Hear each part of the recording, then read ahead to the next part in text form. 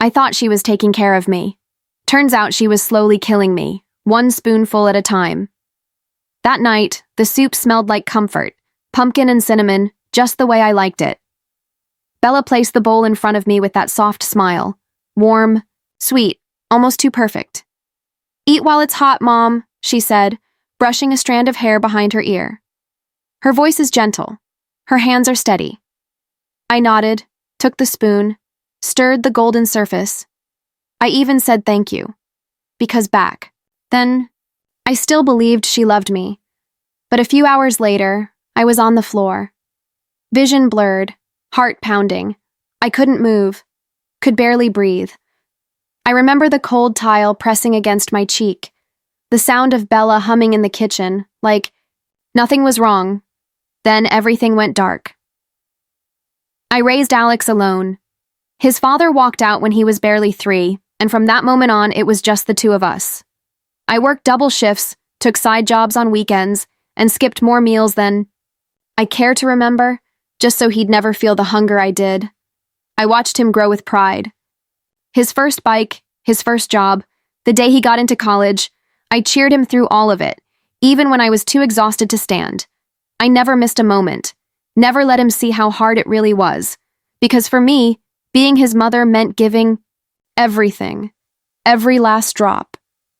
When he met Bella, I thought my efforts had finally paid off. She was graceful, well-spoken, always smiling. The kind of girl you dream your son will marry. Alex brought her home one evening for dinner, and by dessert, she was calling me Mom. I liked that. When they said they were getting married, I offered to help with the wedding. When they said they couldn't afford a place yet, I cleared out the master bedroom and told them to move in. "Stay as long as you need," I said. "This house is big enough for all of us." Bella thanked me, hugged me like she meant it. Called me generous, said she'd take care of me like I'd taken care of Alex. It made me feel seen.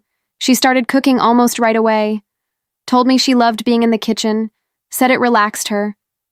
Every night I'd come home to something warm, chicken stew, pumpkin soup, beef barley with rosemary. She made it all with a smile, even brought it to me in bed sometimes when I wasn't feeling well. "Your health is so important," she'd say sweetly, tucking a napkin under my chin.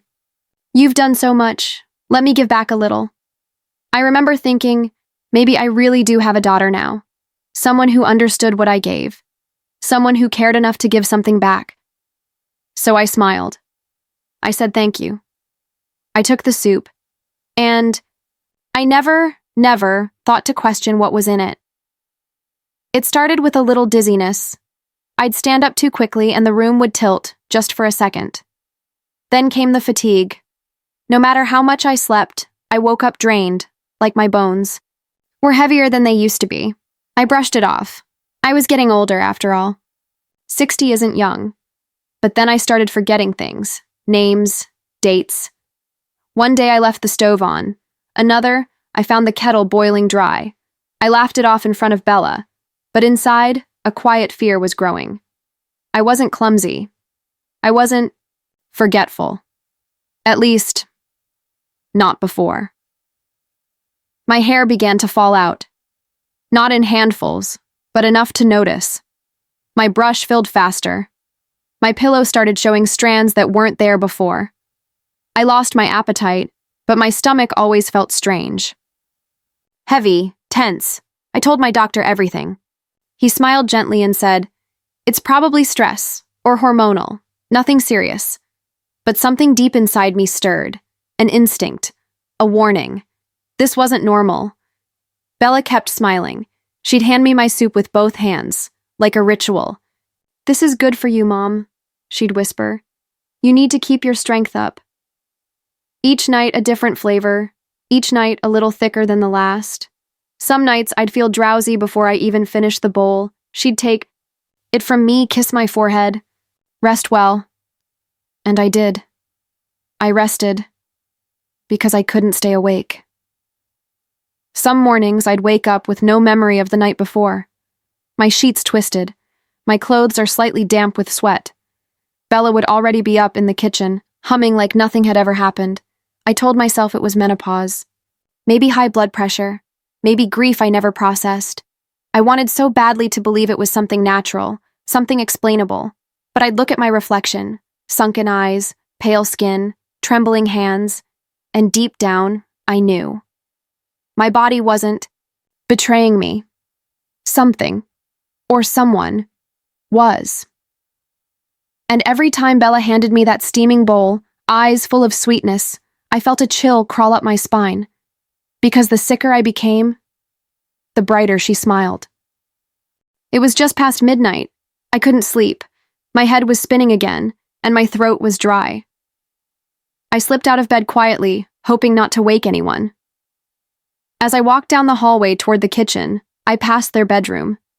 The door wasn't fully closed, just a sliver of space. Just enough. At first, I wasn't going to look. But then I heard it. Bella's voice. Low, smooth, too calm. She's getting weaker.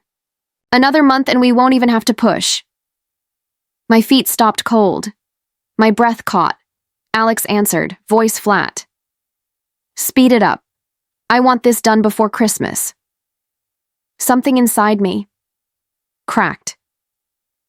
My hand gripped the wall. I felt the blood drain from my face, but I didn't move, didn't flinch. I stood there, frozen, heart pounding like a war drum in my ears. They kept talking. Bella laughed, soft and cruel. She doesn't even question it anymore. She just eats whatever I bring her. It's pathetic. Alex gave a snort. It's not pathetic. It's perfect. She wants to go out quietly? Let her. And then, silence. Stepped back into the shadows. Every muscle in my body tensed, but my face stayed blank. I didn't cry, didn't shake. Not then. I walked to the kitchen like nothing happened. Drank my water. Stared at the tiled wall as if it could explain what. I'd just heard. They were planning something. And I'd just heard the rehearsal, my son, my daughter-in-law, whispering about my death like it was an appointment they just had to keep. I lay in bed the rest of the night, staring at the ceiling. I didn't sleep. Couldn't. My mind kept replaying their words, their tones, the timing.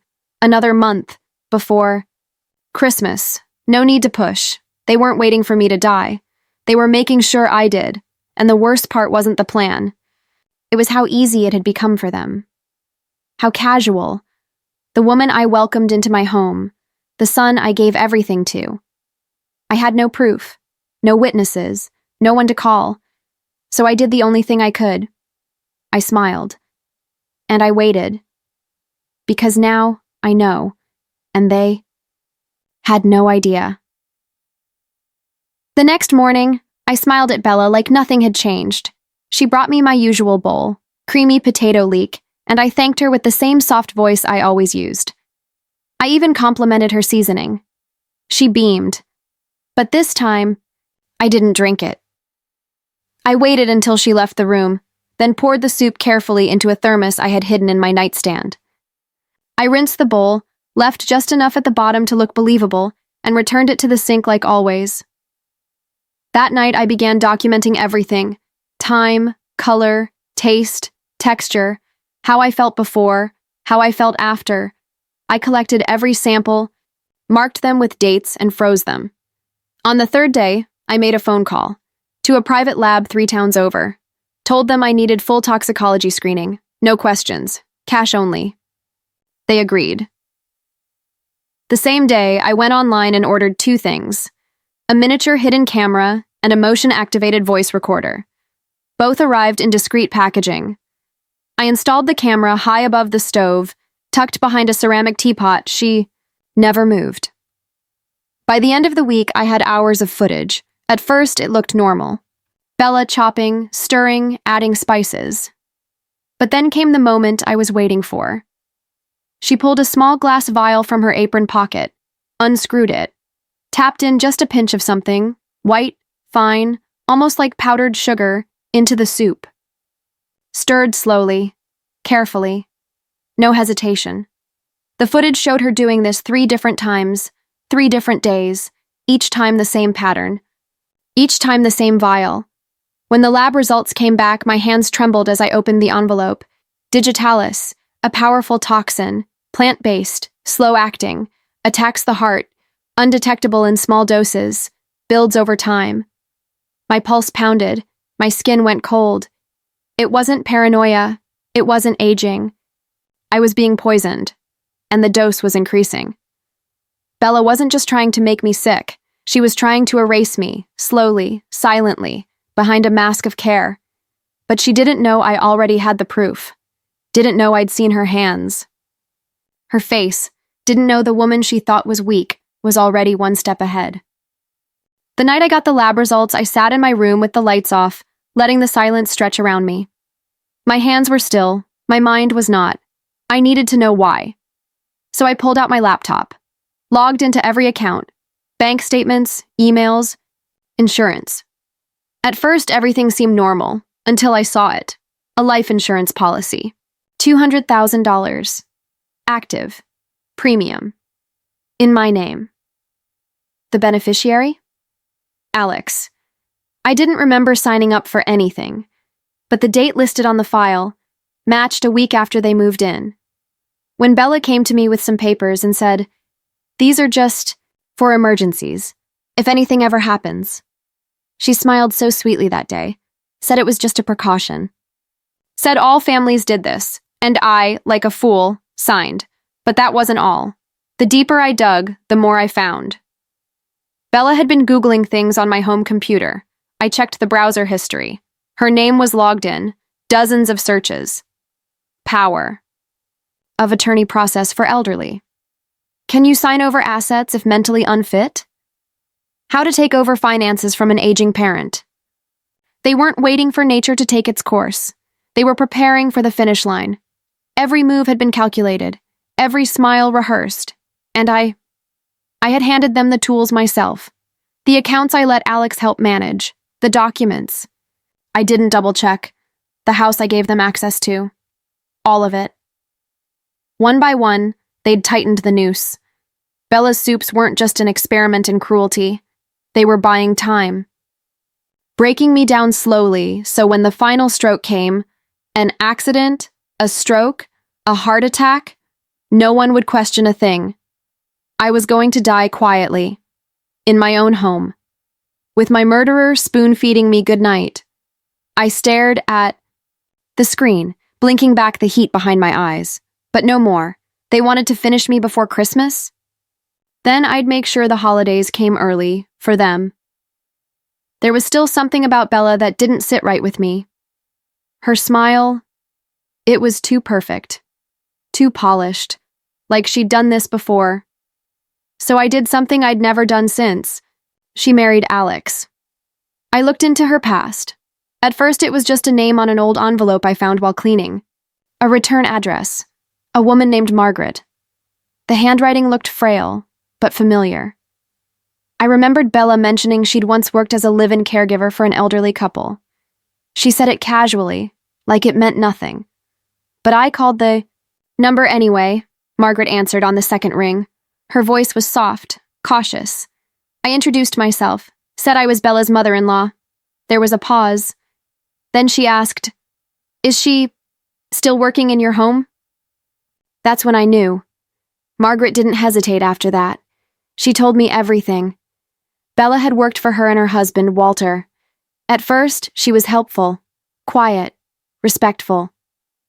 But after just a few months, Walter, who had been stable for years, suddenly began declining.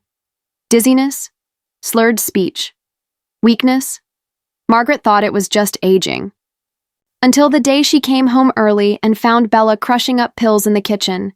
Not his prescribed ones, something else. The same day, Walter collapsed. He died that night. The cause was ruled natural. No one pressed further, but Margaret fired Bella immediately. Couldn't prove anything. Couldn't forget it either. Then she said something that made my skin crawl. I was too scared to report her, but my son, he never let it go. Her son was a local prosecutor, a quiet man with a long memory. I took a chance and asked if she would put me in touch. 2 days later, I met him in a coffee shop near the courthouse. I showed him the footage, the lab report, the insurance policy. He didn't blink. "She's done this before," he said, his voice cold. But this time, she left a trail. And just like that, I wasn't alone anymore. Bella thought she was playing the perfect game, but she forgot. Every perfect crime leaves fingerprints, and this time, someone was finally going to dust them. I waited for the perfect moment. One quiet afternoon, I called Alex into the living room. Bella followed, her usual smile painted on like blush. I sat at the table with a thick envelope in my hand and a soft, tired look on my face. "I've been thinking," I said gently. "It's time to put things in order. I want to transfer the house and my assets to you now, while I'm still here. No surprises later, no legal mess when I'm gone." Alex blinked. "Wait, really?" Bella's eyes welled up instantly. "Oh, Mom," she whispered, dabbing her cheek with a tissue she pulled from her sleeve like it was rehearsed. "You don't have to do that." I smiled. "But I want to." I handed them the documents, legal-looking, complete with a notary seal and signature lines. Everything about them screamed official, but they weren't. Just a stack of non-binding drafts, carefully prepared by a very helpful paralegal I'd met through the prosecutor. Alex signed immediately, barely reading a word. Bella hesitated just a second longer, scanning the last page, but when she saw the bold title "Transfer of Ownership," her grin returned. That night, I cooked dinner. Their favorites: braised short ribs with rosemary, creamy mashed potatoes, Bella's beloved truffle mushroom soup. I lit candles, set out the good dishes, poured wine. They sat across from me like royalty, laughing, toasting, celebrating their good fortune. "Mom, this is incredible," Alex said, shoveling food into his mouth. "You didn't have to do all this." Bella leaned over and squeezed my hand. "We're going to take such good care of this house. You'll never have to worry again." I smiled sweetly, refilling their glasses. Inside, I was ice. They thought the prize was already theirs. Thought they had finally won. But what they didn't realize was that they hadn't walked into an inheritance. They'd walked straight into a trap. And tonight, I was the one stirring the pot. I waited until the second glass of wine was gone. Until their plates were nearly clean. Until Bella leaned back in her chair, eyes half-lidded, soaking in the illusion of victory. Then I gave them a show. One hand went to my chest. I gasped, sharply, suddenly, then pushed back from the table, staggering to my feet. "Mom?" Alex said, blinking. "You okay?" I didn't answer. I let the wine glass shatter at my feet. My legs buckled. I dropped hard onto the floor, knocking. Over the chair as I went. My body twitched, just enough. Then stillness. Bella screamed. "Alex!" she shrieked. "Do something!" He fumbled for his phone, knocking over a candle in his panic. "She's having a heart attack. I need an ambulance, right now." I let the chaos swirl around me, their footsteps, their shouting, the sirens. I didn't speak, didn't move, not until I felt the gurney beneath me and the cold air of the hospital rushing past overhead lights. Monitors beeped. A nurse asked questions. A doctor hovered, but nothing was wrong. Not really, because I never touched that soup, and I didn't collapse from poison. It was salt water on my skin, not sweat. A harmless medication tucked under my tongue to mimic palpitations. A crash onto padded flooring I had subtly laid under the dining chair earlier that day. All of it rehearsed. I miraculously stabilized within the hour. Blood pressure is normal. No signs of heart attack. A fluke, they said. Maybe stress. Maybe dehydration. Bella and Alex hovered outside the door, pale and shaken, whispering. I saw the doubt creeping in, the fear. They didn't know what had gone wrong. Why the plan hadn't worked, but I did, because the plan had never been mine to follow. It was mine to rewrite. And as I sat in that stiff hospital bed, surrounded by white walls and blinking machines, I asked for discharge. "I feel better," I said sweetly. I want to go home. They looked surprised, even disappointed, but they didn't say no, because as far as they knew, the game was still on. Only now I was holding the pen, and the next chapter would be mine. 2 days after I came home from the hospital, I asked Alex and Bella to join me in the living room. They looked hesitant, nervous even, but I kept my voice light. I just want to show you something, I said, smiling. Bella sat on the edge of the couch, legs crossed tightly, eyes flicking to the hallway. Alex slumped into the armchair beside her, arms folded, pretending to be bored. I picked up the remote and pressed play. At first, it looked like any ordinary kitchen scene. Bella at the stove, stirring soup, humming to herself. Then came the moment. She reached into her apron pocket, pulled out a tiny vial, uncapped it, tilted the contents into the pot. Alex sat up. Bella didn't blink. The footage cut to another day. Same scene, different soup, same vial, and again, 4 times, 4 different nights, the same cold ritual. When the screen faded to black, I turned to face them. Calm, steady. I slid an envelope across the table. Inside, lab results, digitalis, confirmed, lethal in high doses, present in every sample. Beside it, another folder. The house transfer papers they signed. Non-binding, I said. Just drafts, not legal, but thanks for your signatures. Bella's hands trembled as she opened the folder. Alex's mouth opened, then closed. No words came out. Before they could react, there was a knock at the door. 3 sharp raps. I didn't move. Just looked at Bella. You remember Margaret? I said softly. The woman you worked for before me? She paled. Her husband didn't die naturally, did he? Before she could answer, the door opened behind me. 2 officers stepped in. Calm. Efficient, no drama. Isabella Hart? One asked. You're under arrest for attempted murder and premeditated poisoning. Bella gasped. Alex jumped to his feet. Wait, I didn't do anything. Alex Dawson, the officer continued. You're being detained for conspiracy to commit fraud and attempted murder. Their protests blurred into background noise. Watched in silence as they were cuffed and led out of my house. The house they thought belonged to them. The house they were ready to bury me for. But the only thing being buried now was their freedom. The first letter came 2 weeks after their arrest. The envelope was thin, the handwriting familiar. Sloppy, rushed, desperate. It was from Alex. Inside, a single sheet. Mom, I didn't know it'd go that far. I didn't know what Bella was doing. I thought it was just about the insurance. I never wanted to hurt you. I read it once, then again. Not a single line said, I'm sorry. Just excuses, deflection, cowardice. So I wrote back. I didn't start with anger. I didn't waste space on rage. Instead, I attached something else. A thick packet of papers, itemized records, receipts, and statements. Every hospital bill, every tuition payment, every car repair, therapy session, and rent check. Every birthday, every Christmas, every bailout. $432,118. That's what I had spent raising him. At the bottom, I added one final line. You were my son. Before you became my executioner. I sealed the envelope, walked to the mailbox, dropped it in without blinking. He wanted to say he didn't know.